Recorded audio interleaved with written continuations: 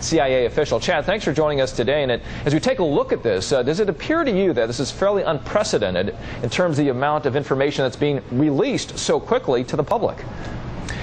Well, if you look at prior operations, candidly, we've never obtained something this large. And if you think about the importance of getting out quickly to demonstrate that, in fact, we killed Osama Bin Laden, this is partly an attempt to control the information space, or we call it IO, information ops, or PSYOPs, psychological operations. So demonstrating to the enemy that we are in control of the data.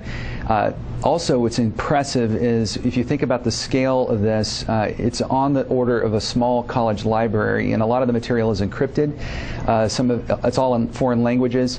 The good news for the American public to know is that we've got some of the best code breakers in the world, and we've also got machine language translation skills to try to triage through this. Chad, walk through that process, or some of the processes that they might be going through right now as they go through that huge amount of data they've got right now. Encryption, as you mentioned, also whether they were pulling live information when the SEAL team was actually on the ground versus what they may be getting now. Just go through some of that for us, if you would.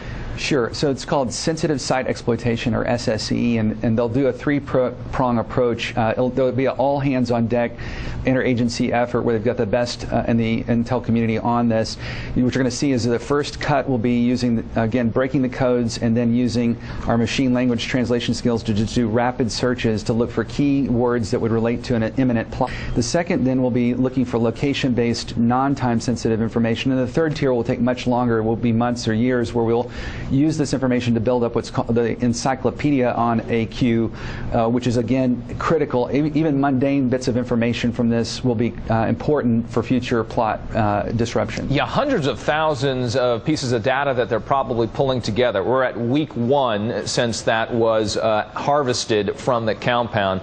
Where do you think they are in the process? Well, they're moving incredibly rapidly. I think when you look at this and put it in context, however, the new National Terrorism Alert System that was announced by DHS shows that there's only 2 switches in the system now. One is called elevated, where we don't have specific information of a plot, but we have a general increase in threat level, and the highest level is now imminent. The fact that we have yet to go to even elevated is telling, which means that when you think about that information, at least so far, we probably don't have information on an imminent domestic plot in the homeland, although we may have information of plots abroad. Gotcha. Quick one, last one here for you, Chad. As you now are looking outside in, how well are the intelligence agencies working together based on what you knew from before, from your perspective?